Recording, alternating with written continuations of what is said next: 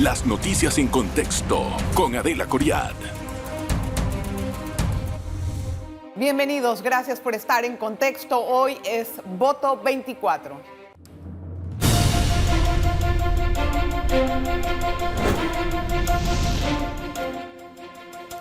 De cara a las próximas elecciones, los candidatos están tratando de hacer el máximo para poder conectar con el electorado. Hemos hablado varias veces con el candidato presidencial Melitón Arrocha. Hoy vamos a conocer algunas de las propuestas a profundidad y también le vamos a preguntar qué haría en situaciones en las que, por ejemplo, se viven cierres de calles, cómo lo manejaría y de igual manera algunos otros compromisos que se pueden adoptar con el siguiente debate, que es el tema de agroalimentación, sistema que, bueno, prácticamente el semillero de todos en Chiriquí, que en la pandemia respondió muy bien. Gracias, Melitón, bienvenido a su casa. Adelita, muchísimas gracias. Muchas gracias por la oportunidad de estar aquí contigo y con todos los que te ven. Al contrario. Bueno, Melitón, con usted pasa algo interesante, porque al ser un candidato que se postuló por la libre postulación, como dicen, perdón por la redundancia, hay, pues, ¿ve chance de ganar? Bueno, yo creo que la mejor manera de ponértelo es que hasta el final del rabo todo es toro, ¿no? Y esto se define el 5 de mayo, no se define hoy. Creo que tenemos un reto en materia electoral viniendo de la libre postulación, pero yo sí creo que hay chance de ganar.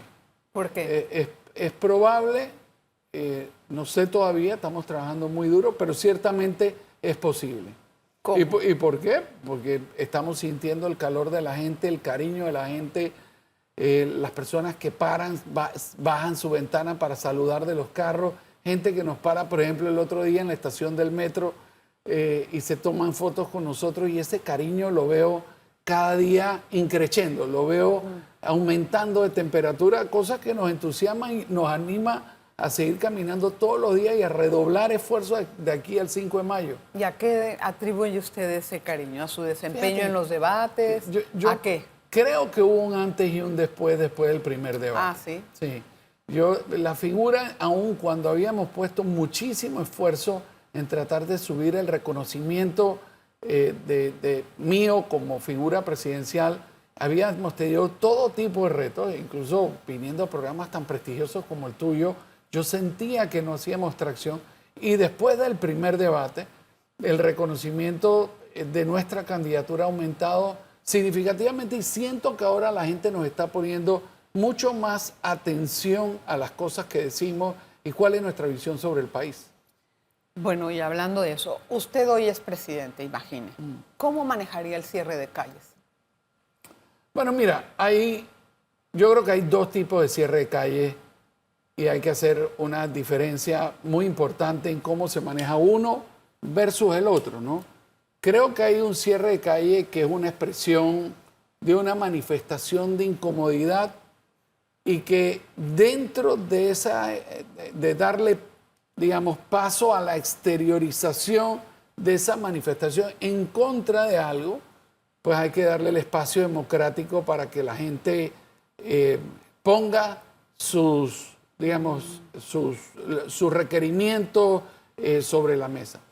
Pero después hay otras manifestaciones que lo que buscan es generar anarquía, que lo que buscan es generar desorden, inestabilidad en el país.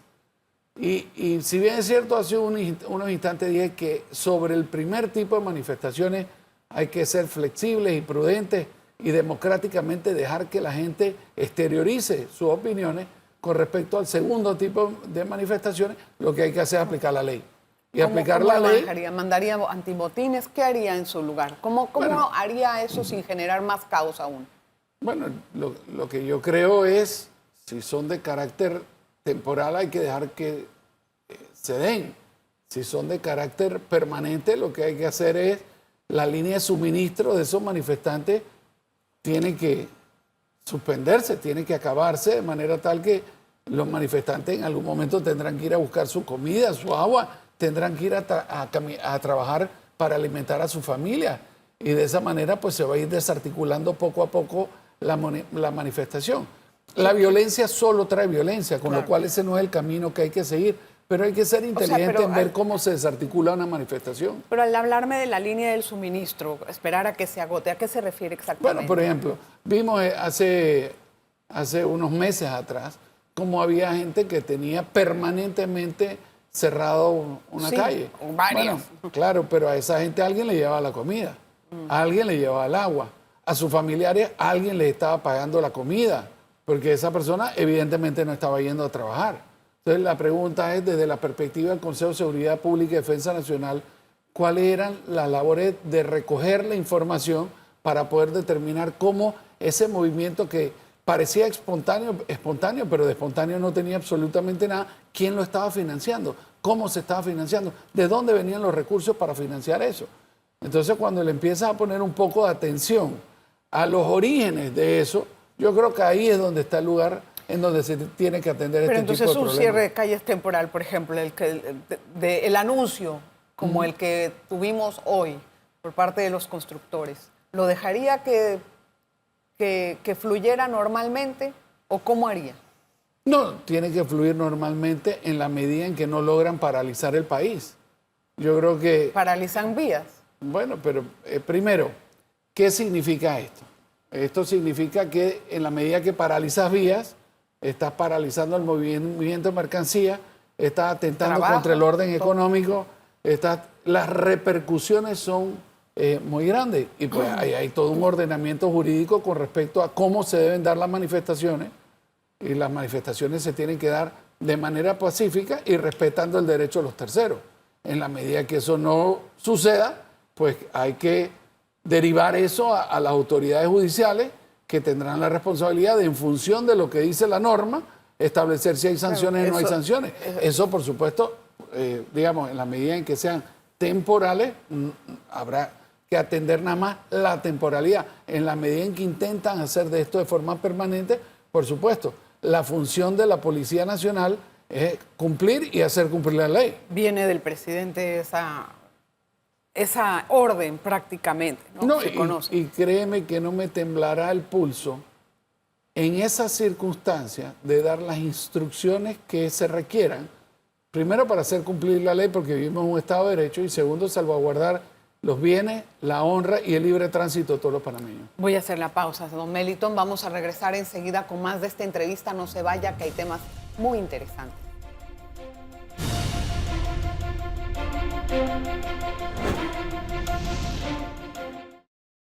Le agradezco mucho la sintonía. Hoy conversamos con Melitón Arrocha, candidato a la presidencia. Don Melitón, el siguiente debate va a ser en Volcán y van a hablar acerca del sistema o del sector agropecuario. Claro. ¿Cuál va a ser la propuesta principal que usted tiene para los productores? Bueno, hay muchísimas, ¿no? Creo que un tema imperante... Una que lo destaque. Bueno, no voy a utilizar tu programa para hacer un trampolín de lo que voy a decir ahí. Sería buenísimo. Pero, no, yo sé, pero tú podrás entender la lógica de que ese sea el lugar en donde se establece este tipo de conversaciones. Habiendo dicho eso, creo que va a estar de manifiesto, y este va a ser un tema neurálgico en la discusión de Volcán, es la implementación de la desgravación arancelaria del Tratado de Promoción Comercial con los Estados Unidos, particularmente en los rubros sensitivos y más específicamente en lo que tiene que ver con los productos avícolas. Sí. ¿No? Yo creo que es un tema que vamos a abordar. Otro tema que se tiene que abordar obligatoriamente son los subsidios al arroz, si lo estamos enfocando en la dirección que es o no, cuál es la mejor manera de garantizar que exista arroz de primera en los anaqueles. Tenemos que ver, por ejemplo, qué es lo que va a hacer el país en materia de reglamentos técnicos específicamente para proteger la salud, nuestros estándares sanitarios y fitosanitarios, de forma tal que garantizamos la inocuidad de nuestros alimentos. Eso está entre sus propuestas, que usted presentó en el Tribunal Electoral. Dicho sea de paso, ¿no? O sea, las he revisado. Sí. Puso 20. Entre ellas, la primera es revisar el Tratado de Libre Comercio. Eso de revisar el arancel, pues ¿Qué espacio cree usted que puede negociar específicamente en ese aspecto? Porque hay muchas cosas que ya están cerradas de capítulo, por ejemplo, para los Estados Unidos. A ver, todas están cerradas, ¿no? Pero estos son los hechos. El próximo año, de conformidad con lo que establece el tratado, va a haber una reunión de las autoridades de ambos países para revisar digamos, la ejecución del mismo. Y yo creo que ese es el momento oportuno, por supuesto, con una estrategia diplomática comercial muy robusta, precedente a la fecha de reunión del tratado, en donde nosotros relancemos la negociación de algunos rubros sensitivos entre Panamá y los Estados Unidos. Y esto tiene que tener el beneplácito, o sea, no el beneplácito, pero tiene que tener la voluntad de la contraparte. Pero por supuesto, porque es un acuerdo bilateral, pero este es el contexto. Estados Unidos le exporta a Panamá 6.7 billones de dólares todos los años. Y Panamá le exporta a los Estados Unidos 360 millones de dólares. Eso es un déficit de 6.4 billones de dólares. Pero a ver, mucho estaba en la falta de plantas fitosanitarias aprobadas por Estados Unidos, que nos tardamos mucho tiempo en adecuar los laboratorios de nosotros. Eso fue una situación que no pudimos remediar a tiempo. Y segundo... Bueno, eso en algunos casos, pero en algunos otros casos tengo que estar en desacuerdo contigo. Por ejemplo, en pollo, cuando tú vas a revisar la importación de pollo al mundo, resulta ser que te vas a encontrar que es casi inexistente. Con lo cual, el planteamiento de que resolvernos lo que sea que se necesite en función de garantizar inocuidad alimentaria y los exámenes que requieran los reglamentos técnicos de importación hacia ese país, muy probablemente no va a lograr que nosotros exportemos, digamos, la carne blanca para de alguna manera poder combatir la importación de los cuartos traseros de pollo al mercado panameño. Entonces, ahí hay unos temas en donde hay decenas de miles de compatriotas que hoy, gracias a Dios, en función de los gravámenes que tenemos de importación en el marco del tratado, pueden tener una actividad lucrativa que si nosotros permitimos que la desgravación arancelaria continúe, aun cuando apliquemos medidas de salvaguarda, ya sea al amparo de la OMC o la salvaguardia agrícola especial, al amparo del Tratado de Promoción de Comercial, sabemos que eventualmente va a llegar a cero. Esa conducta que no es, de mi perspectiva, no es típicamente dumping, pero para los efectos prácticos tiene los mismos efectos que el dumping, va a comprometer no solo la actividad avícola panameña, sino, digamos, económicamente todo el mundo que depende de esa actividad. Usted habla entre su propuesta, que son 20. La primera pregunta sería, ¿cuántas de estas va a cumplir? Bueno, pretendo cumplirlas todas. Lo que pasa es que no se explica mucho cómo, ¿no? Entonces, son algunas que tal vez bueno, pero vamos a darle el contexto, porque yo creo que es injusto, Adelita, que tú lo plantees de esa manera. Yo tengo que darte el contexto de esas 20 propuestas. Primero, al presentar la candidatura, para que sepa claro, por supuesto, están en el tribunal, al presentar la candidatura, dentro del formulario de presentación de candidatura, el Tribunal Electoral te pedía que pusieras algunas propuestas de campaña. Y en ese momento, en un documento que es muy sucinto, lo que hicimos fue presentar 20 propuestas de carácter general, que por supuesto, el que me conoce a mí sabe que soy meticuloso en el detalle y que no prometo cosas que no esté seguro que puedo cumplir. Con lo cual, uno de los grandes problemas que he tenido en campaña es que mi ausencia de comprometerme con gente en función, ya sea de que los compromisos son vagos o que simple y sencillamente pienso que son incumplibles. Y si hay alguien que se ha caracterizado por decirle a la gente la verdad en esta campaña, soy yo. Quiero entender otro contexto. ¿Vale? ¿Se molestó cuando le hablé de la No, para nada. No entendí eso, porque no, yo le iba a preguntar de una en específico. Es que quiero dar el contexto porque tu comentario frente a eso fue ¿cuántas vas a cumplir? Claro, porque quiero saber, porque me están prometiendo cosas que no me dicen cómo las van a lograr y quiero saber cómo. Pero vayamos para allá. Sí, bueno, la primera es, bueno, ya habló de varias acerca de la situación de la revisión del TPC, que es la primera que escribe, ¿no?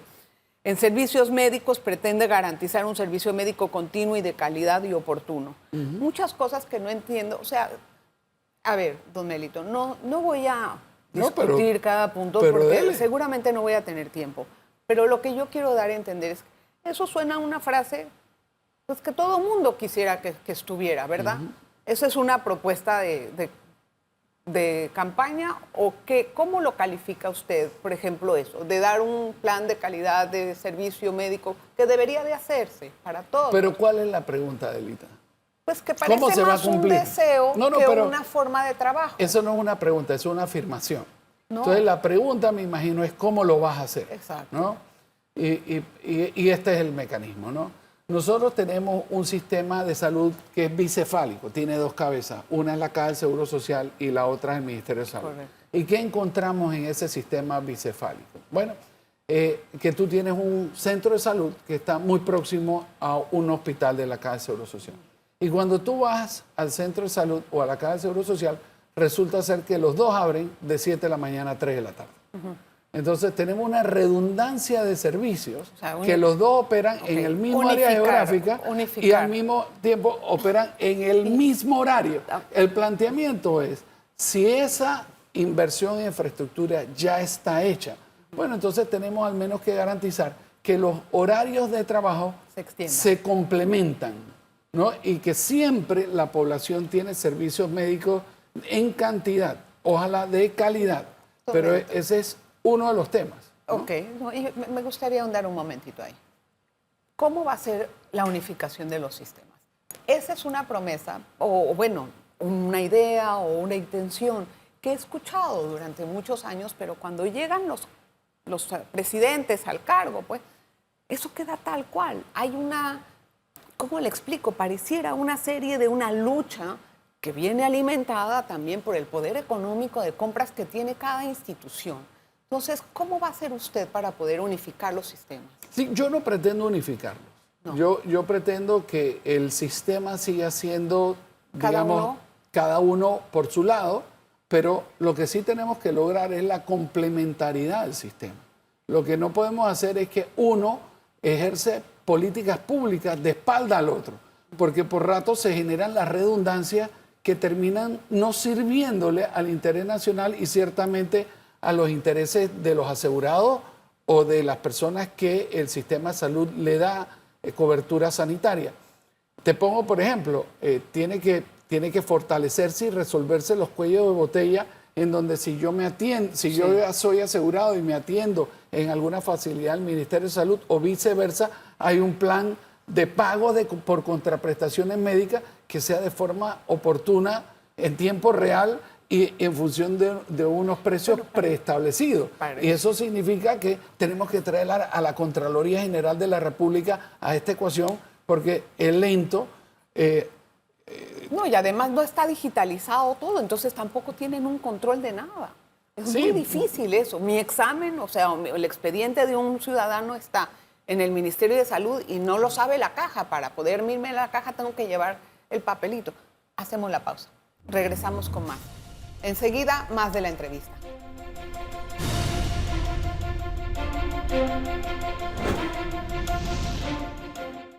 Hoy conversamos con Melitón Arrocha, él es el candidato a la presidencia por la libre postulación.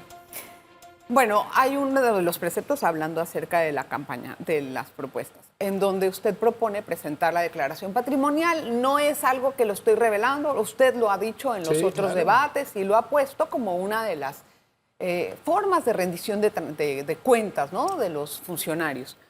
Y en el cambio nosotros ya habíamos avanzado este debate y lo que le decía yo era que si no es pública la declaración de renta de bienes patrimoniales por motivos de seguridad, debería de tener un ente que sepa fiscalizar eso, que cuente con la aprobación o que sea de moral proba.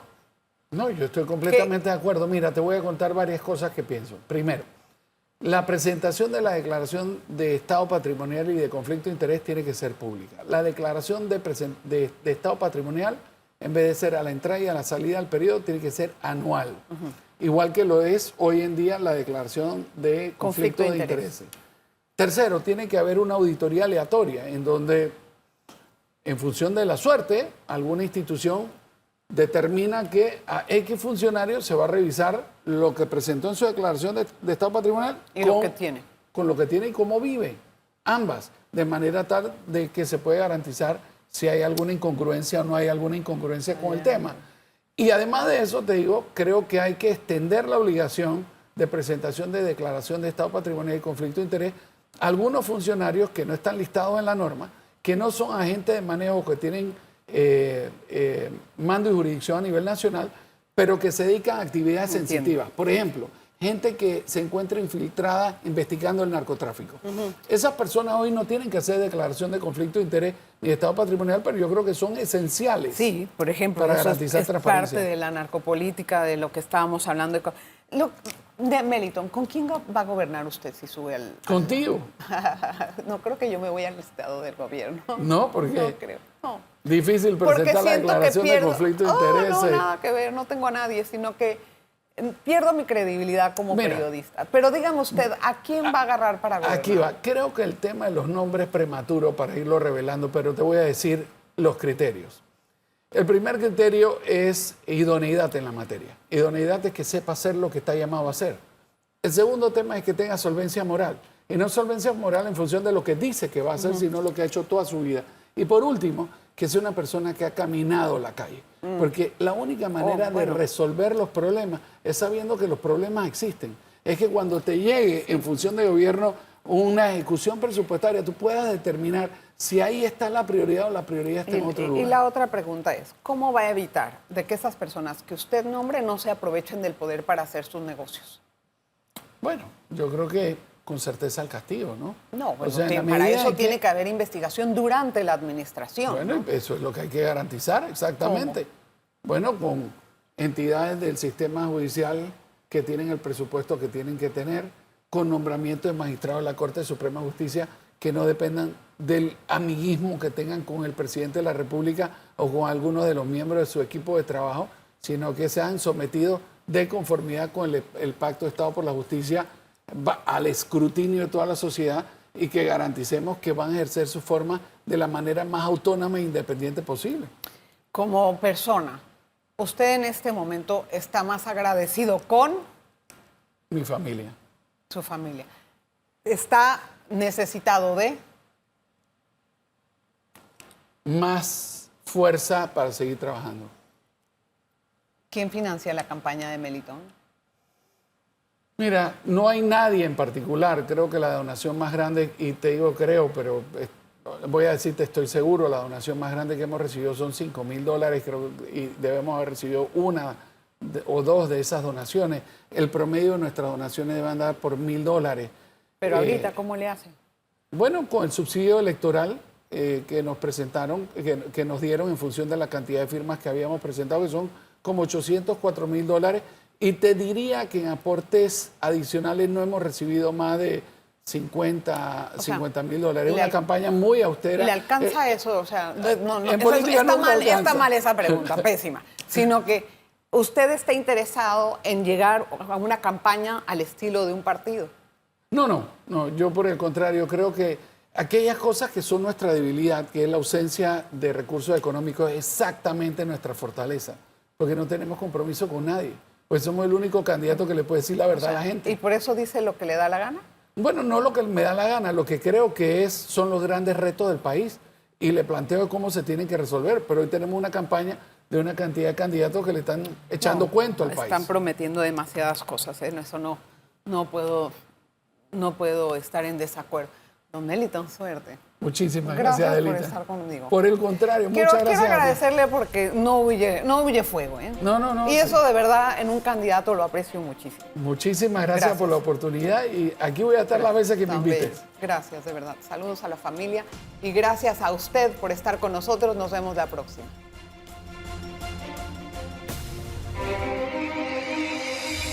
Las noticias en contexto con Adela Coriad.